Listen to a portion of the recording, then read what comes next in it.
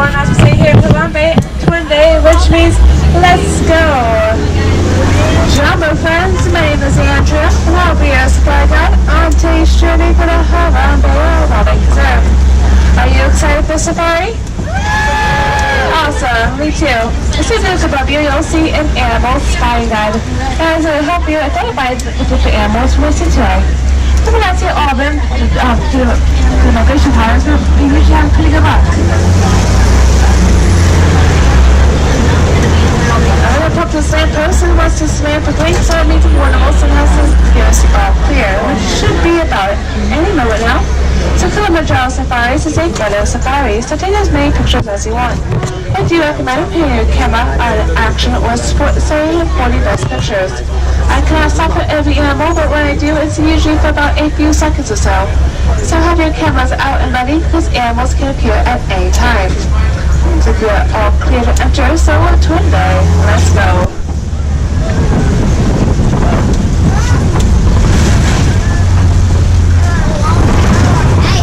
So we do start off our journey going through the Little Eatery Forest, which translates into the Little Forest. Many animals that live here in the forest rely on their natural camouflage as their main form of defense against predators. So I am looking up ahead for some animals. I haven't seen anything over here just yet. I'm looking like in the bushes and in the bamboo, by the trees. I think I see some movement up ahead though. I saw some horns, some animals, and I see some camouflage. Those bushes up ahead. I mean, I stopped too, so let's go here for a few moments. Because they're crossing the road up ahead now. So, okay, I'm going to slowly move now. I do see some animals moving around up ahead. So, stay out here for a few more moments.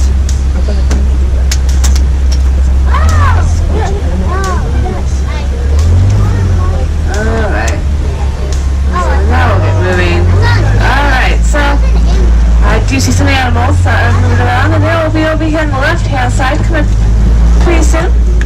These animals, they have horns, and they're a reddish color with white stripes over here in these bushes on the left-hand side. And those are the bongos. The bongos are nicknamed the ghosts of the forest because they are really quiet and they are really seen. Now both males and females have those horns, and those horns are pushed backwards because it helps them get through the forest really quickly. Let's continue on because I do see some water ahead where we might find a black rhino or two. So I have been seeing some black rhinos hang out around here.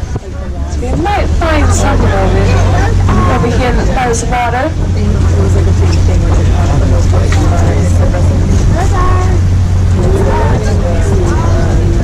Well, I do see a black rhino on the left-hand side laying down. Look at that really skinny tree.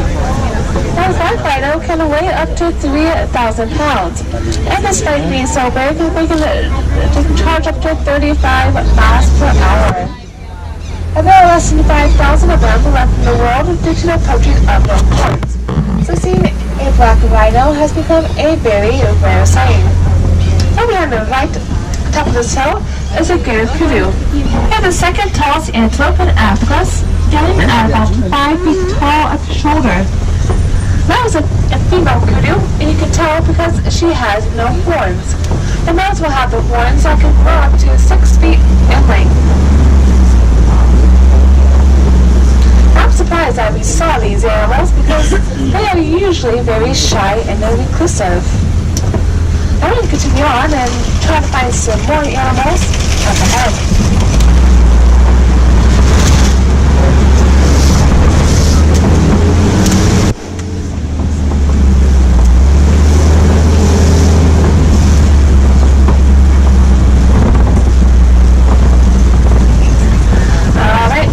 Making our way into the Safi River where we might find the hippos and the Nile crocodiles. I do see a hippo in the water. There's 2 of them over on the right between these islands. Hippos, they typically spend most of the day submerged under the water because it helps them keep cool.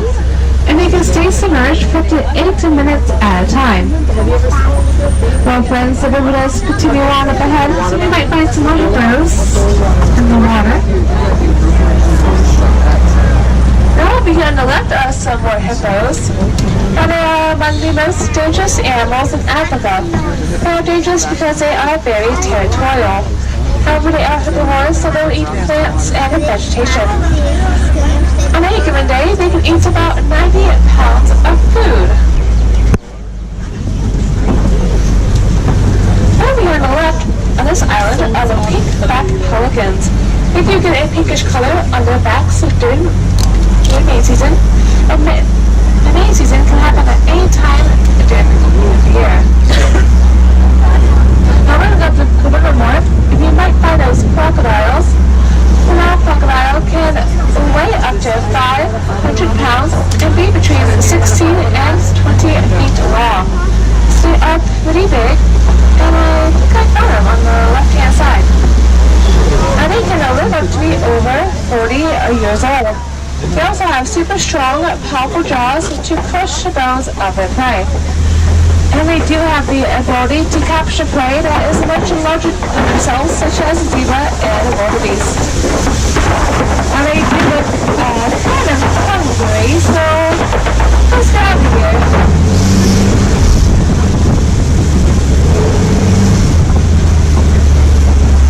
Alright, so we are leaving the Safi river behind us. We're now making our way into a completely different ecosystem called the savannah. The savannah is home to many of Africa's popular animals, including the giraffes, the elephants, and the lions. The giraffes and the lions are my favorite animals out here. We might find them today. Over here on the right is going to be a baobab tree, also known as the upside-down tree, because its branches look a lot like tree roots. There's also no leaves on it. It has no leaves for about 9 months out of the year, and that's how it conserves water.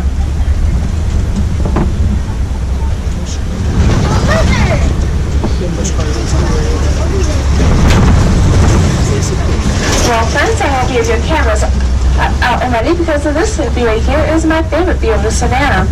You can see for miles and miles. And let's see what animals we can find. I'm going to go nice and slow down this hill because it can get pretty bumpy out here. I do see some giraffes right up ahead by those trees. You can see them kind of walking around. Giraffes are the tallest animals. Full grown, they're between 18 and 20 feet tall. And when they're born, they can be about 6 feet tall. Over here on the right-hand side. We're going to view them a little bit later.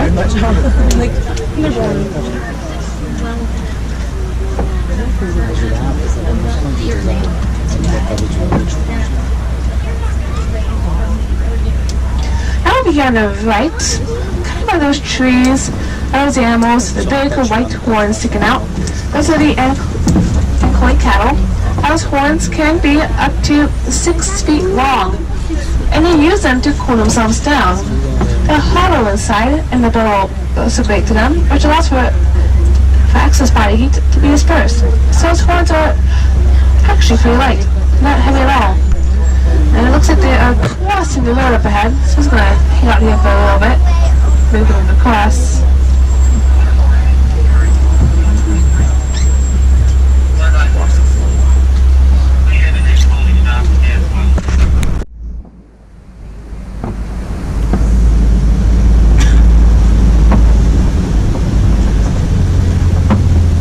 Something on the left laying down in the shade are the African wild dogs, also known as the painted dogs because of the unique markings.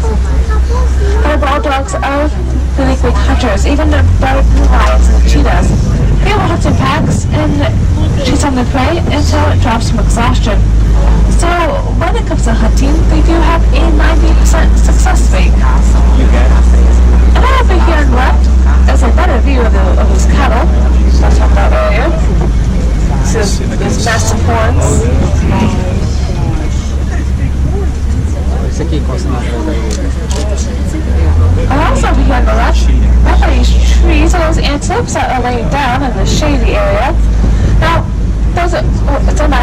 the saber antelope. They do have an average lifespan of about 17 years in the wild. And those horns are pushed backwards because they use it as a form of defense. It prevents the lions and the cheetahs from jumping on their backs. If you look on either side, you'll see these mounds. So those are the termite mounds. The termites will use dung, saliva, and clay to make them. Then they go in the hot sun and it becomes hard as concrete. So elephants and the giraffes will use the tall ones as scratching posts. And once those get worn down, the antelopes will use the shorter ones as perching points to watch out for predators hiding in the tall grasses.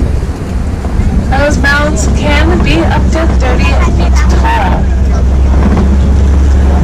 Just look all around you, you'll see these tall grasses. The savanna is also known as the 7-day grassland. These grasslands can span for miles and miles. Now up ahead I do see a lot of animals coming up on that hillside. Maybe we'll get a better view of those giraffes that we saw earlier.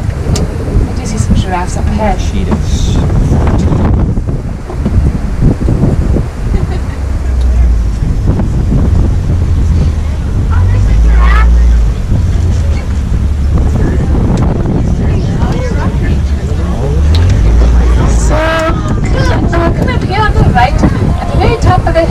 Those very tiny antelopes are white to their tan. Those are the springbok.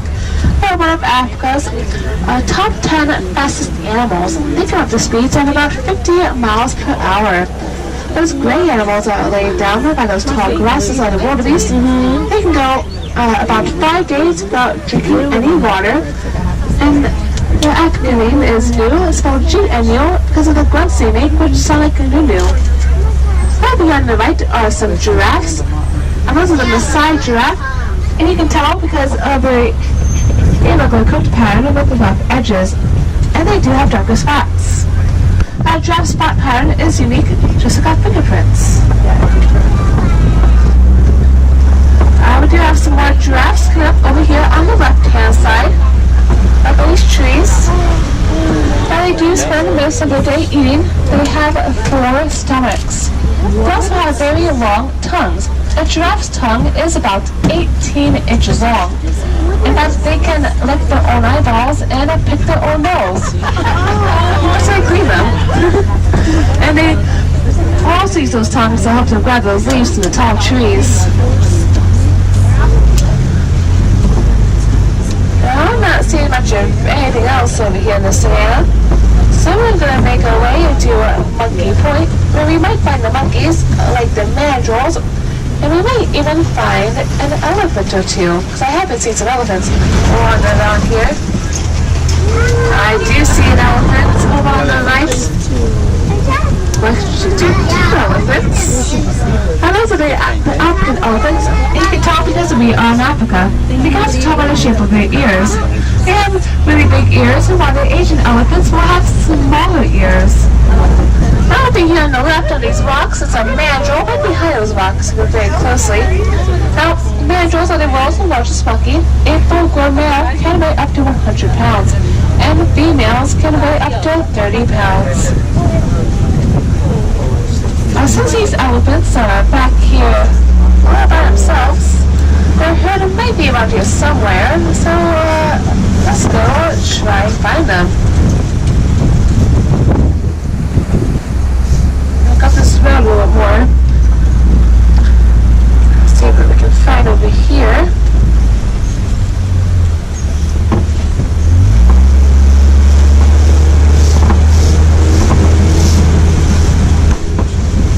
And we do have to cross over this very old bridge, so I'm gonna go slow and let's see what happens.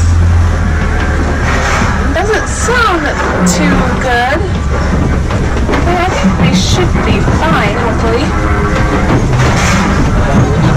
We're almost off the bridge, and I think we're going to make it.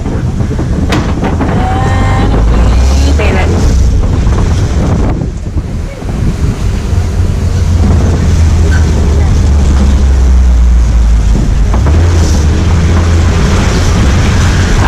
Do you see several recent elephant in the back with some tusk marks in the back on both sides? The elephant eat the right prey because it's like a multivitamin for them. It's jam-packed with lots of vitamins and minerals. And it's very important because they do eat a mainly plant-based diet. And on any given day, they can eat about 300 pounds of food. I do see a lot of elephants over here on the left-hand side. They're all grazing, hanging out. And their main threat is us humans, and that's because the poachers will blast them for their ivory tusk. In fact, every day, 96 elephants will lose their lives due to poaching. It's very sad and unfortunate. But here in Harambe, we are working very hard on protecting these elephants from the poachers. Oh, I see a baby up ahead on the left. See a baby? It's like she's right by the water right now. That baby looks like he or she might be around a year old. And an elephant can be pregnant for up to 22 months, so almost 2 years. And they do have very sensitive skin, so they'll throw some sand, dirt, and grass on their backs, and it acts like a sunscreen for them. Now over here on the right of these tall grasses is a Parsons eland. They are one of Africa's tallest antelopes. A full-grown male can stand about 6 feet tall and weigh up to 2,000 pounds. That's the baby elephant. It's right over there. Now behind the left are some greater flamingos. And the greater flamingos, they get their pink feathers from their diets. And the diets usually consist of brine, shrimp, culture, high, and beta carotene. Beta carotene is what makes their feathers so pink. But when they are born with white feathers, and it takes them about 2 years of being that brine, shrimp to get the pink feathers in. In fact, a group of flamingos is called a flamboyance.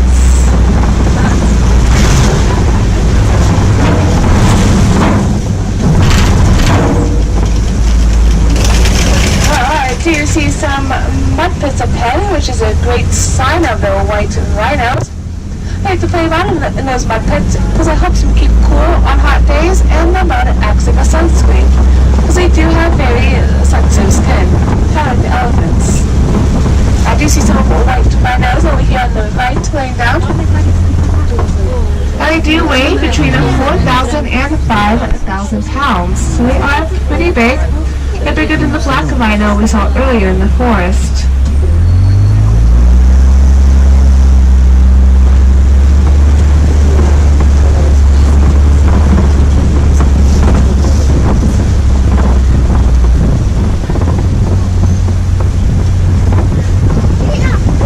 Oh, I see a cheetah over here on the left-hand side. I think he's just walking around.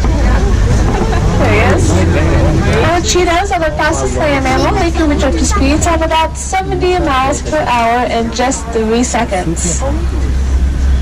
And unlike most big cats, they cannot roar, but they do have the ability to purr like house cats.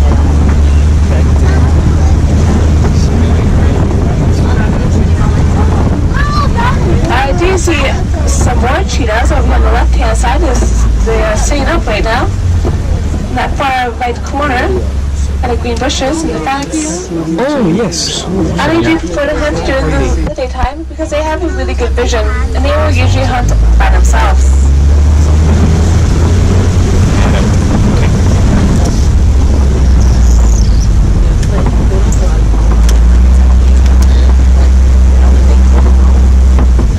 Alright. I do see a lion up ahead. He'll be over here on the left-hand side, just lying down on those rocks. Right there. I get a better view on the Look corner at more. that. And the lions are typically inactive between 16 and 20 hours a day, which means they are nocturnal animals. They do tend to become more active and more vocal by nighttime. You can get a better. Our lion's roar is so strong they can be heard up to 5 miles away. They roar because that's how they keep track of each other. There's another one, right? This is mine. This is two on the left-hand side. So my rhinos on the right. The female. Rhinos. Our lions have a paws, which adds for better traction for when they're climbing those rocks and for when they're hunting. Three of them. That's another one there. Oh my gosh. She's on the move. Oh She's my going.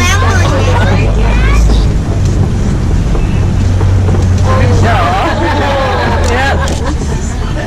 That was That's sweet. life right there. Hanging out, sleeping all day.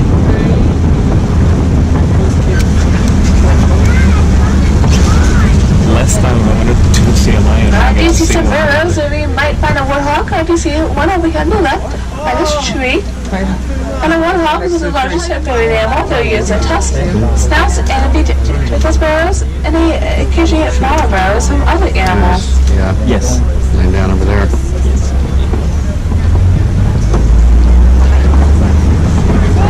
seagulls are on the right. Looks like we do have some white rhinos over here on the right-hand side. And we also have some zebra up ahead. And also over here on the ground are some eggs. So those are the ostrich eggs. Fun fact, egg full bird, a human man can sit down on the egg and it will not break. Over here on the right, there's some zebras. While zebras, they are black with white stripes, so you can tell because they have a black nose and black feet. Now a zebra's kick is so strong that it can break a lion's jaw. In fact, kicking is their main form of defense.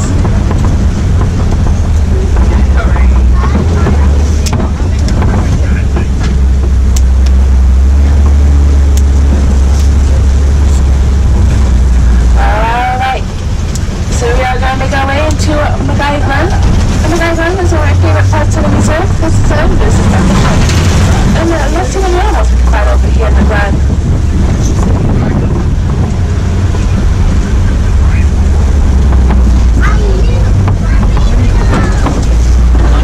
Over here on the right are some yellow-billed storks. They get the name because they do have yellow bills. Now the storks are carnivorous animals. They eat frogs, fish, snakes, and other small birds. Some of that fits in their bills. And they do have a wingspan of about 5 feet.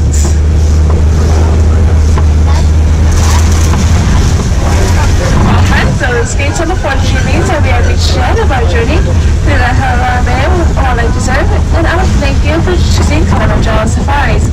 When it comes to safaris, we go wild. Wild animals that we have seen today on the reserve are endangered, so it's our job to protect them and their habitats. And what we can help them is by recycling. We can recycle our aluminum cans, plastic bottles, and paper. Now, if you want to see some more animals, I do recommend checking out the Global Falls Exploration Trail.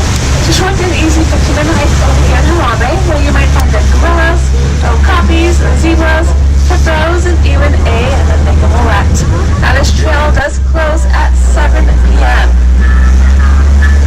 By any rules explores on board, the name of the track you're on is the Simba 1. That is spelled S-I-M-B-A and then the number 1. Simba 1 is the name of the truck you're on, and you can get your badge across from the entrance of safaris.